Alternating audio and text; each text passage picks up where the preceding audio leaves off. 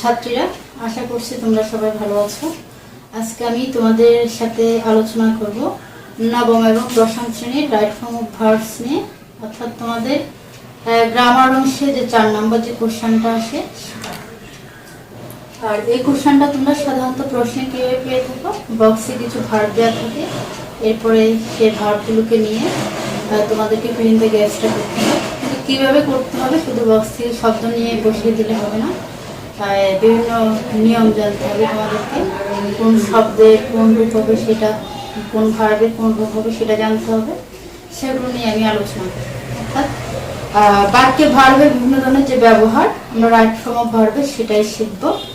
আর আমাদেরকে কি করতে হবে, সেখানে ভার্বের সঠিক ফর্মটি ব্যবহার করতে হবে। আর ভার্বের এই সঠিক ফর্মটি ব্যবহার করতে হলে তোমাদেরকে কিছু বিষয়ে জ্ঞান থাকতে হবে। আর সেটা হলো তোমার টেন্স, সাবজেক্ট ভার্ব এগ্রিমেন্ট, তারপরে হচ্ছে তোমার ন্যারেশন, ভয়েস, তারপর হচ্ছে ডিফারেন্ট ফর্ম অফ ভার্বস। এইসব বিষয়ে তোমাদের ধারণা থাকলে তাহলে তোমরা তোমাদের এই প্রশ্নটি সঠিকভাবে অ্যান্সার করতে পারবে। এবার তাহলে আমি প্রথমে একটা এক্সাম্পল লিখেছি, সেটার দিকে তোমরা খেয়াল করো। লিখেছি হি কামস হোম স্টার্টিং। এই সেন্টেন্সটিতে ভুল আছে, যদিও আপাত দৃষ্টিতে শুদ্ধ মনে হচ্ছে। হি কামস, হি যেহেতু থার্ড পারসন ভার্বের সাথে এস বা ইয়েস হয়েছে, এরকমই মনে হচ্ছে, শুদ্ধ মনে হলো, কিন্তু এই সেন্টেন্সটি পুরোপুরি ভুল। এই সেন্টেন্সটাকে আমি শুদ্ধভাবে দুভাবে লিখতে পারি, আমি সেটাই তোমাদেরকে দেখাচ্ছি। প্রথমে আমি লিখেছি হি কামস হোম, অর্থাৎ যেহেতু হিটা থার্ড পারসন সিঙ্গুলার নাম্বার, সেজন্য ভার্বের সাথে এস বা ইয়েস যোগ হবে। আমি লিখেছি সেজন্য কামস হোম। তারপরে পরের সেন্টেন্সটা আমি লিখেছি হি কেম হোম স্টাডি।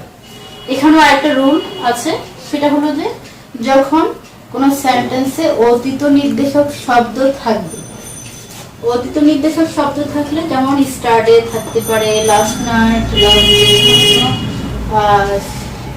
শব্দ থাকলে অতীত নির্দেশক শব্দ, সেক্ষেত্রে তোমরা সেন্টেন্সটিকে পাস্ট ইনডিফিনিট টেন্সে লিখতে হবে। তাহলে আমি এখানে লিখেছি হি কেম হোম স্টাডি। এই দুটো উদাহরণ দেখার পরে নিশ্চয়ই বুঝতে পারছো হি কামস হোম স্টাডি এটি একেবারে ভুল। আচ্ছা, যাক, এবার আর একটি নতুন রুল নিয়ে আলোচনা করছি, সেটা হলো now, at present, at this moment. যদি এই সময়টিপক শব্দগুলো কোনো সেন্টেন্সে থাকে, সেক্ষেত্রে সেন্টেন্সটি হয়ে যাবে প্রেজেন্ট কন্টিনিউয়াস টেন্স। আমি এক্সাম্পল দিয়েছি, they play at this moment. তোমাদের প্রশ্নগুলো সাধারণত এভাবেই থাকে, ব্র্যাকেটে প্লে থাকবে, আর আমরা এখানে অ্যাট দিস মোমেন্ট দেখে বুঝতে যাব যে এই সেন্টেন্সটি কি হবে, প্রেজেন্ট কন্টিনিউয়াস টেন্স হবে। আর তোমরা নিশ্চয়ই অলরেডি জানো যে প্রেজেন্ট কন্টিনিউয়াস টেন্স মানে subject plus am is are plus verb plus ING plus object. ঠিক একইভাবে যেহেতু এখানে they play at this moment আছে, আমরা জানি এটা কন্টিনিউয়াস টেন্স হবে, সেজন্য লিখেছি দে। এখানে কোনো অ্যামিজার না থাকলেও কি আনতে হবে, দে আর প্লেইং, ভার্বের সাথে কি দিলাম, ING, they are playing at this moment. সেন্টেন্সটি হলো এখানে প্রেজেন্ট কন্টিনিউয়াস টেন্স। ঠিক আছে, এবার আর একটি উদাহরণ দেখো। আমরা বলেছিলাম নাও দিয়ে অ্যাট দিস মোমেন্ট দিয়ে দেখিয়েছি, এবার অ্যাট প্রেজেন্ট দিয়ে একটা উদাহরণ দেখাচ্ছি। At present he is staying with his uncle.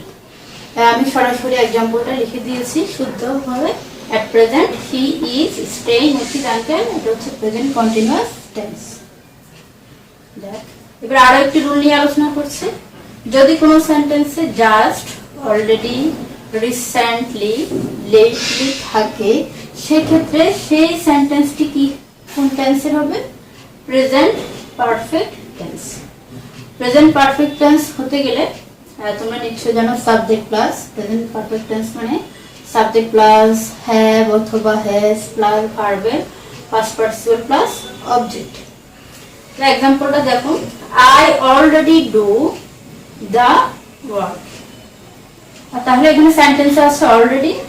এখন আমাদের কি করতে হবে, প্রেজেন্ট পারফেক্ট টেন্স। তাহলে আমরা জানি প্রেজেন্ট পারফেক্ট মানে সাবজেক্ট প্লাস হ্যাভ, তাহলে আই হ্যাভ অলরেডি, ডুটা হয়ে যাবে done, I have already done the work. Okay, তারপরে আরেকটা एग्जांपल দিয়েছি, he has lately joined the work. এখানে খুব ইম্পর্টেন্ট একটা শব্দ আছে লেটলি, যে শব্দটির অর্থ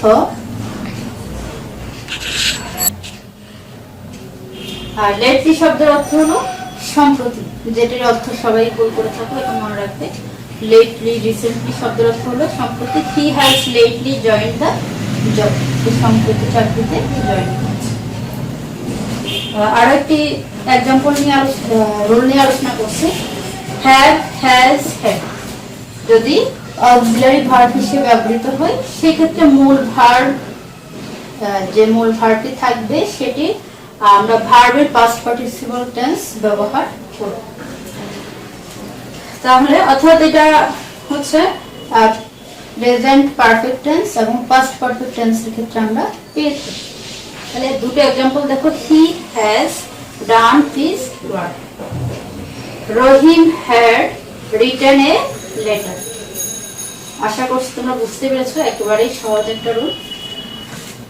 আর একটি রুল, সেটা হলো প্যাসিভ ভয়েসের ক্ষেত্রে ভার্বের পাস্ট পার্টিসিপল হয়। প্যাসিভ ভয়েসের ক্ষেত্রে ভার্বের কি হয়, পাস্ট পার্টিসিপল হয়।